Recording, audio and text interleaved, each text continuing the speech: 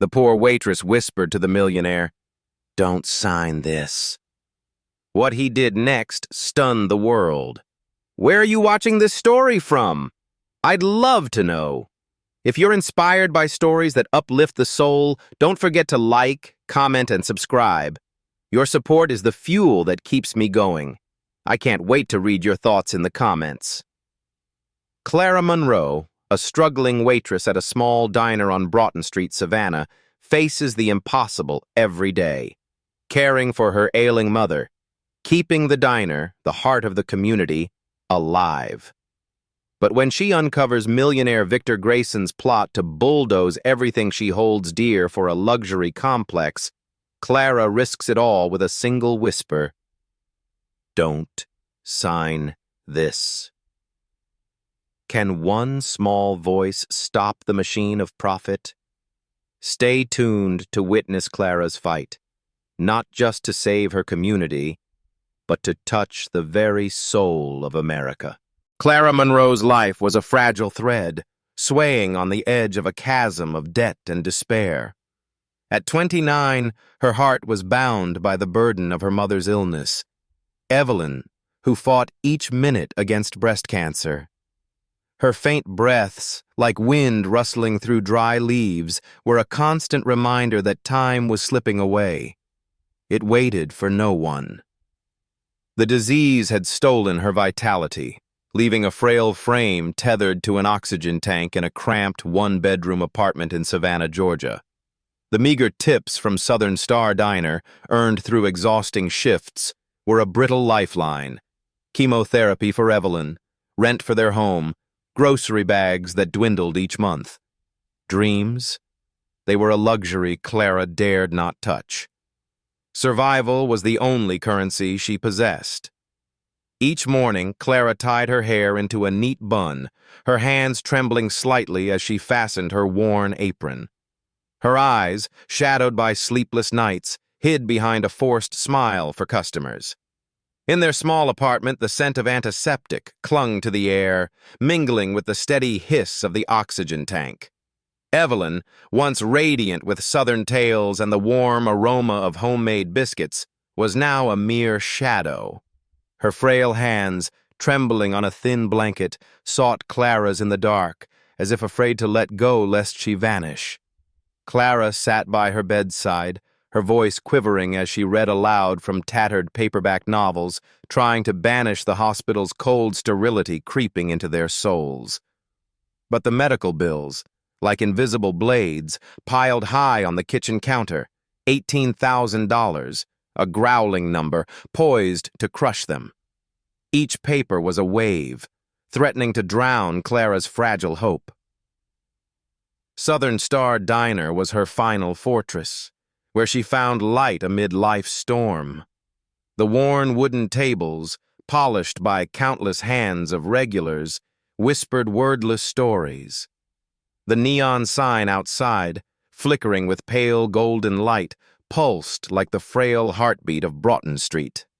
The scent of hot biscuits and bitter coffee wove together, seeping into every corner of the diner, carrying the laughter of people who had become family. Harold, a retired veteran with distant eyes, tipped in coins and shared tales of his days on the battlefield. His voice deep, like waves against the shore. Maya, a single mother, counted her tips with trembling fingers, her gaze heavy with worry for the future. Her son, Jamal, sat at the counter's edge, drawing sparkling stars on napkins, his innocent smile a rare ray of light in Clara's day. Diego, the Mexican-born chef with swift hands, transformed simple ingredients into rich dishes, as if pouring his homeland into every plate. Broughton Street was more than a street. It was a resilient tapestry, woven from shared scars, late-night stories, and the clink of coffee mugs in the misty dawn. But that tapestry was fraying, its threads unraveling under an unseen pressure. Clara felt it, a chill racing down her spine. Rumors of a real estate project, like a dark cloud rolling in, began to creep through conversations at the diner. Someone was targeting Broughton Street, aiming to erase the diner, the bakery, Harold's bookstore, to erect towering luxury complexes. Clara listened, her heart constricting. The diner was her mother's breath, the place where Jamal could laugh freely, a haven for lost souls like Harold. Losing it, she wouldn't just lose her job, she'd lose herself. Fear gripped her, each breath a struggle. Every time she poured coffee, the cup trembled in her hand, as if it too sensed the coming storm. She wondered, who was she to fight this? A waitress, powerless, with no future. Only a bleeding heart and a fragile thread of hope. Yet deep within her, a tiny spark flickered, a refusal to let her world be erased. She didn't know that spark would soon ignite into a blaze, kindled by a trembling whisper strong enough to shake all of Broughton Street. Victor Grayson, 45, cast a dark shadow over Savannah, a real estate millionaire with the power to break the fate of an entire town. His sharp cheekbones, his eyes like polished steel, carried him through boardrooms with the confidence of a man untouched by failure. His tailored suit, clinging perfectly, revealed a vintage watch worth a fortune. It told the story of his empire. An empire built on small towns, transformed into playgrounds for the elite. Victor wasn't cruel, not the villain of a fairy tale, but his heart had grown cold. People, in his eyes, were mere numbers dancing in the equation of profit. Each decision he made, sharp as a blade, severed communities to make way for glittering glass towers. In Victor's mind, Savannah was just another chessboard. Broughton Street, with its weathered shops and people clinging to memories, was a square waiting to be cleared. His latest project, a $25 million luxury condo complex, would flatten the neighborhood. The Southern Star Diner, the bakery fragrant with flour, Harold's bookstore, to erect sleek apartments for those who never knew the value of a tip. Victor didn't see the faces behind those walls. He saw data, contracts, profit. Savannah was an opportunity, and he never missed an opportunity. He had visited Southern Star Diner a few times, always alone, his tall frame silent like a cold gust of wind. Sitting at the counter's edge, he ordered black coffee. The white porcelain cup met his hand with indifference. The tips he left, crisp green bills folded neatly, were a declaration, not of kindness, but of power. Clara Monroe, the 29-year-old waitress, served him with steady hands. Yet within her, Victor's presence was a drumbeat of an approaching storm. Each time he entered, the diner's air grew heavier, as if the worn wooden walls themselves sensed the threat. His eyes, icy and distant, glided over her like she was a shadow. To Clara, he was a storm cloud on the horizon, carrying thunder ready to tear her world apart. To Victor, she was invisible, a part of the scenery, like the wooden tables or the flickering neon sign outside. But that invisibility was about to shatter. In Clara's mind, Victor embodied fear itself. She didn't know his name at first, only that he was the man in the expensive suit, the one who made Amos, the diner's owner, clench his fists when mentioned. But rumors, like a poisonous breeze, had crept through the diner's conversations. A real estate project, a luxury condo complex. Broughton Street would vanish. Those whispers, repeating relentlessly, struck Clara's chest like hammer blows. Southern Star Diner, where she found warmth amid life's tempest, was her mother Evelyn's lifeline. Evelyn, who battled breast cancer. The diner's tips paid for oxygen tanks, chemotherapy, and the scant groceries in their cramped apartment. Losing the diner, Clara wouldn't just lose her job. She'd lose the heartbeat of the community. The mornings when Jamal drew stars on napkins, Harold's war stories, the thread keeping her from the abyss. Each time Victor stepped into the diner, Clara's stomach knotted. She poured coffee, the porcelain cup clinking softly on the counter, but her mind was a whirlwind. What did he know of Broughton Street? Of Diego's late nights at the stove, sending money to his aging mother in Mexico? Of Maya's coins counted for Jamal's milk? Of Harold's pain, finding solace in old books? Victor didn't see them. He saw numbers, contracts, a dying neighborhood needing replacement. Clara wanted to scream, to shatter the coffee cup before him, but she held back. Who was she to confront a man like him? A waitress, powerless, with only a bleeding heart and a growing fear. Yet deep within her, a spark flickered, a refusal to let her world be erased. She didn't know that spark would soon blaze into a fire. When she stood before him, whispering words powerful enough to shake all of Savannah. On a frigid February night in 2025, Southern Star Diner lay cloaked in silence. Only the hum of the neon sign echoed, like a frail heartbeat. Clara Monroe, trapped in the glass cage of her own thoughts, wiped tables with mechanical motions, her hands slow, as if dragging her through a heavy dream. The latest scan of her mother, a new tumor, more aggressive, blanketed her mind like a black shroud. A $18,000 medical bill, unopened, sat on her kitchen counter, sharp as a blade poised to fall. Each number was a cut, tearing through the fragile hope she clung to. Clara didn't hear footsteps, didn't feel the cold seeping through the glass door. She saw only her mother's face, Evelyn, her clouded eyes, her broken breaths, drifting further away. Amid the fog of fear, low voices from the back booth sliced through, sharp as a knife tearing the night. Clara looked up, her heart pounded.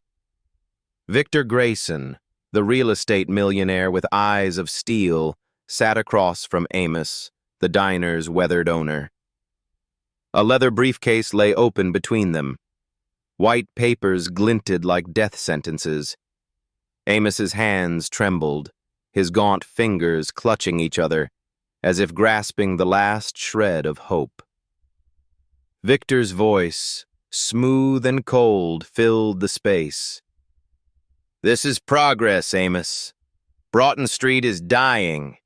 We'll give it a future. $25 million. Demolition by summer." Clara froze. The rag in her hand stilled, slipping to the table with a faint swish. Broughton Street, the Southern Star Diner, was her mother's breath.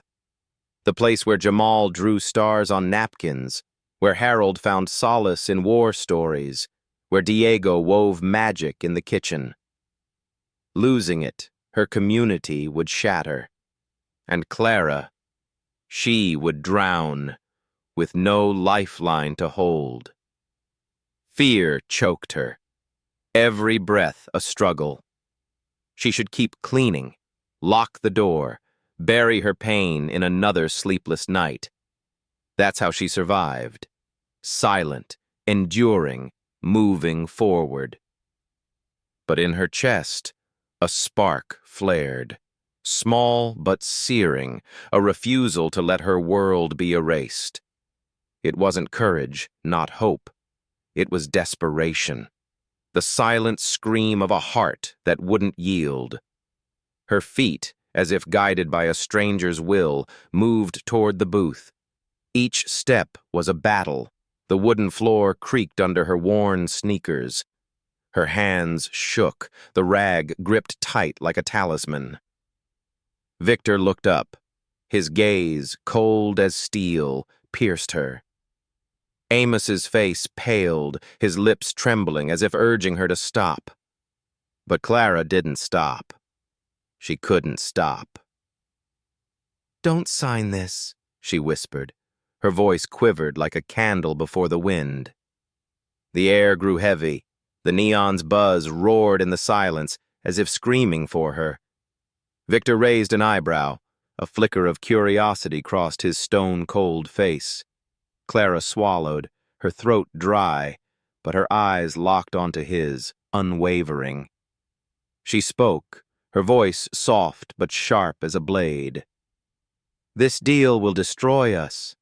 The diner is my mother's life. It's where Jamal eats breakfast, where Harold keeps his stories alive. You tear it down. You're ripping out our hearts." Each word was a knife she carved into her own chest, but she didn't falter. She saw her mother, frail on a hospital bed, saw Jamal with his innocent smile, saw Diego sweating by the stove, saw Harold, his hands folding napkins into stars. They were why she stood here, defying the fear screaming in her mind. Victor leaned back. His fingers tapped lightly on the briefcase, a steady rhythm like a clock of fate. His eyes, fixed on Clara, seemed to weigh her. A waitress, a nameless shadow, now standing before him like a small flame that wouldn't die. The air tautened like a stretched string, each second a heartbeat. Clara stood there, her breathing shallow, bracing for the storm. But Victor said nothing. He rose slowly, his coat dragged across the floor like a dark shadow. Then he walked out, leaving the diner steeped in silence. Only the neon's hum and Clara's racing pulse remained. She didn't know what seed her whisper had planted, but in that moment, she felt its weight. A whisper that could shake all of Savannah. Dear viewers, take a moment to relax, grab a glass of water, and stay tuned for the story's surprising twists ahead. Let me know in the comments where you're watching from and what time it is for you. It's always thrilling to see folks joining us from all corners of the world. Drop a 1 in the comments if you're loving this story. It'll fuel us to bring you more tales like this. Clara Monroe didn't sleep that night. Her mind was a swirling storm, regret and fear howling like a gale. Her whisper, "Don't sign this," to Victor Grayson, a powerful real estate millionaire, now echoed like a curse. She had risked everything, her job, her mother's care, her final lifeline, for a fleeting moment of defiance. Lying on the worn sofa in her cramped apartment, Clara stared at the stained ceiling, each crack a question. What had she done? The steady hiss of her mother's oxygen tank, Evelyn's from the next room, pulsed like the rhythm of fear.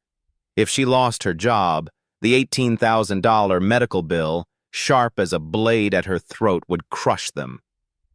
Clara clutched the blanket, her heart pounded, as if she were fleeing the storm she'd unleashed. The next morning, faint sunlight slipped through the curtains. It did nothing to dispel the darkness in Clara's heart. She stood behind the counter at Southern Star Diner, hands trembling as she poured coffee. The porcelain cup clinked against the wood. Each drop was a heartbeat, each glance from a silent accusation. Amos, the diner's owner with his salt and pepper beard, watched her from the counter's edge, his gaze unreadable, like a closed book. Then he approached.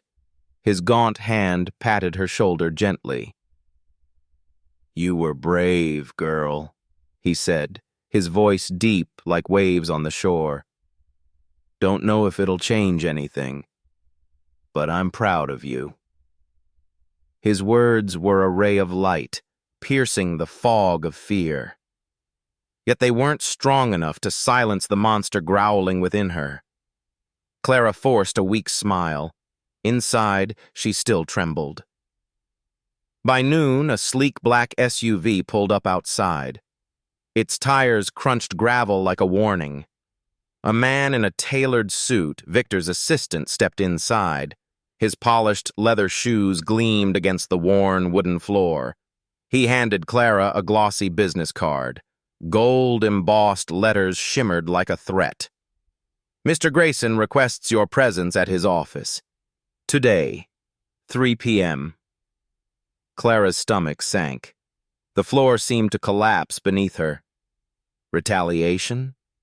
Would he destroy her for daring to speak? She nodded, her mouth dry. As he left, the card in her hand felt heavy as stone. After her shift, Clara borrowed Maya's green dress. Its soft fabric hugged her like armor, but couldn't shield her racing heart. She stepped onto the street. Her sneakers scraped the sidewalk, heading toward downtown Savannah, where Victor's office loomed like an impregnable fortress. Victor's office was a castle of glass and steel. Its grand lobby gleamed like a cathedral of wealth. Clara felt like an intruder. Her sneakers squeaked on the marble floor, the receptionist's glance skimming her like a stain. She was led to the 50th floor boardroom, where Victor stood by the window. Savannah's skyline stretched below, a painting he owned. "Sit," he said, his voice neutral but sharp as a blade. Clara sat, her hands clenched in her lap, hiding their tremor. Victor's gaze locked onto her. It dissected her soul. "Why did you speak out?" he asked, each word a cut. Clara swallowed, her throat parched, yet her voice rose, steady despite her pounding heart. "The diner is my mother's life. It's where Jamal feels safe, where Harold keeps his memories alive. If I didn't speak, I couldn't live with myself." Each word was a knife she carved into her chest. She didn't waver. She saw her mother, frail in a hospital bed. Saw Jamal with his star drawings. Saw Harold, sharing tales of war. Victor watched her, his expression unreadable, like a stone statue. Then he spoke, his voice low like an undercurrent. "Yesterday, I saw only numbers. You made me see people." He paused, leaning forward. His eyes, no longer cold, held a flicker of curiosity. "I want you to work for me, Clara. Program coordinator at my company. You'll shape community projects, have a real voice. And I'll fund a full scholarship at Goizueta Business School, Emory University. Your choice." Clara's breath caught. The air seemed to vanish. A job, a scholarship, a lifeline dangling before her. But it meant leaving the diner, leaving her mother, leaving her roots. "I'm just a waitress," she whispered, her voice faint as a breath. "I don't belong in your world." Victor's reply was sharp as steel. "You belong wherever you choose. You have more courage than my entire board. Think about it." Clara sat there, the business card in her hand a promise, yet also a perilous crossroads. Her heart stood on the razor's edge of fear and hope. Clara Monroe stepped out of Victor Grayson's office. The business card in her pocket weighed heavy, like a promise laced with menace. Savannah's streets were shrouded in mist, yet her mind was a tangled maze, where hope and fear intertwined like thorny vines. Victor's offer, a job, a scholarship, was a door to a world she'd never dared dream of. But it was also a crossroads, pulling her from Southern Star Diner, from her mother, Evelyn, from the familiar rhythm of Broughton Street. She stood before her cramped apartment, her hand trembling as she turned the key in the lock, as if that door opened not just to home, but to a future fraught with uncertainty. Evelyn, frail in her old armchair, looked up at Clara with eyes ablaze, a fire unquenched despite the disease gnawing at her. "You've carried us too long, Clara," she said, her voice soft yet resolute, like an old lullaby. "This is your chance to soar. Don't be afraid." Those words were a gift, warm as a mother's embrace, yet they thrust Clara into a labyrinth of choice.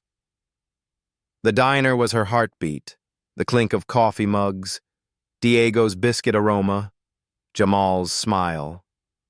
Victor's world, with its cold boardrooms and soulless numbers, was a gamble. She could win big or lose everything. Clara sat beside her mother, gripping her hand. Feeling its fragile warmth, she wondered, could she find the strength to leave her roots to chase the light?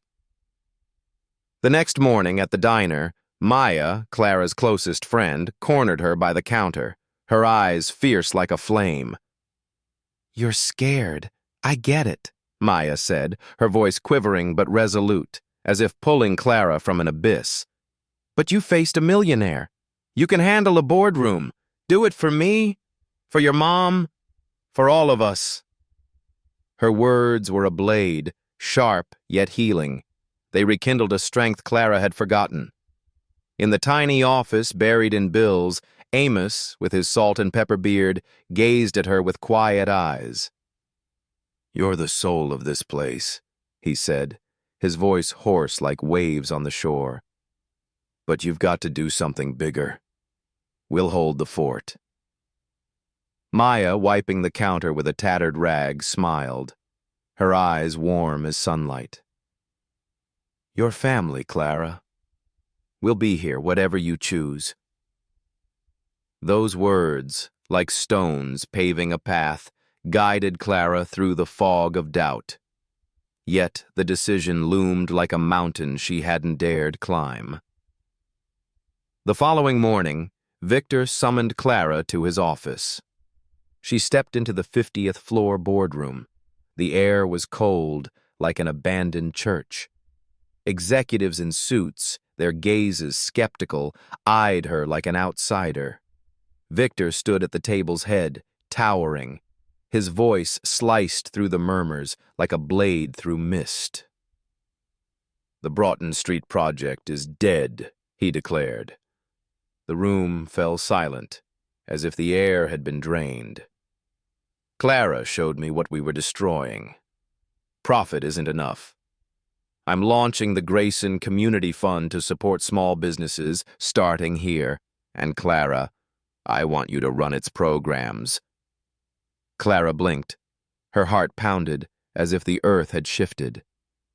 "I'm not the only one," she whispered, her voice faint as a breath. But Victor replied, his eyes glinting with trust. "You have the heart for it, and the vision." Clara agreed. Her decision was a vow etched into her soul. To her mother, to Broughton Street, to herself. She felt its weight, like holding a torch in the dark. Clara began at the Grayson Fund, diving into an ocean of grants and strategies, each day a trial. The first weeks were daunting. She stumbled through presentations, her voice shaking before stone-faced executives, corporate jargon a maze with no exit. But instincts honed from diner shifts, reading regulars, balancing bills, keeping chaos at bay, became her weapon. She pinpointed businesses needing aid. Harold's bookstore needed a website, the bakery needed new chairs, the diner needed a new roof. Clara's voice, once a mere whisper, now shaped the fund, like a river carving through parched land. The scholarship came. She enrolled in evening classes at Goizueta Business School, Emory University. Her nights were a marathon. Work, study. Sitting by her mother's hospital bed, Evelyn's gaze a lighthouse guiding her. Clara thrived, her multitasking a superpower. Yet in her heart, she remained the waitress from Broughton Street, carrying the community's pulse with every step. 18 months later, Clara stood at the grand opening of the Broughton Street Community Center. The playground rang with children's laughter. Southern Star Diner thrived, its counter gleaming. Maya, now a co-owner, beamed. Harold's bookstore hosted book clubs. The bakery buzzed with customers. Evelyn, her cancer in remission, stood beside Clara, leaning on a cane, her smile radiant. The fund had reborn Broughton Street, its models spread to Birmingham, Charleston, Asheville, each success a testament to Clara's whisper. At a charity gala, Victor took the stage. "I built wealth. It was empty," he said. "Clara Monroe, a waitress braver than I ever was, showed me purpose. This fund is her fight, our fight, for those who deserve better." The crowd roared, but Clara's soul remained on Broughton Street. Victor's change went beyond work.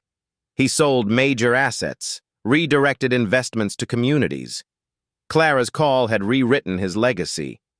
Clara faced her greatest challenge at a congressional hearing in Washington, D.C., presenting the fund's model as a blueprint for urban renewal. "I was once a waitress," she said. Her voice echoed. "I saw my community bleed. One voice saved it. Imagine what millions of voices could do." Her testimony went viral on X and TikTok. It touched Americans weary of corporate greed. Federal grants bolstered the fund. Clara outmaneuvered a rival developer, blocking a condo project threatening Broughton Street. At the Grayson Fund's second gala, Savannah's skyline glittered behind Clara. The hall brimmed with small business owners, activists, families moved by the fund's work. Evelyn sat in the front row. Her eyes shone with pride. Jamal waved. Maya whistled. Harold clutched a napkin like a talisman. Victor stood off stage. He nodded lightly. "When I whispered, 'Don't sign this,' I was just a girl saving my mother," Clara said, her voice clear. "But I learned, one voice can ignite a fire. Broughton Street isn't just a street. It's every neighborhood, every heart fighting to survive. This fund is our promise. No one is left behind." Applause shook the room, but Clara's soul was on Broughton Street. She embraced Evelyn. Her mother whispered, "You're my hero." Jamal rushed over. Maya laughed, pulling her into a tight hug. Harold handed her a napkin, his eyes misty. Amos, now a fund advisor, smiled with pride. Victor approached, his handshake warm. "You changed the game," he said. "We did," Clara replied, her eyes ablaze. The camera panned to Broughton Street. The diner's neon sign glowed brightly. Children played under streetlights. Families gathered. Clara walked on, her silhouette framed by neon and hope. She was no longer just a waitress. She was a leader, a dreamer, a woman who turned a whisper into a roar. Thank you for joining us on this journey. Don't forget to let me know in the comments where you're watching from and what time it is for you. It's always exciting to see folks joining us from all corners of the world. Drop a 1 in the comments if you love this story. It'll inspire us to bring you more tales like this.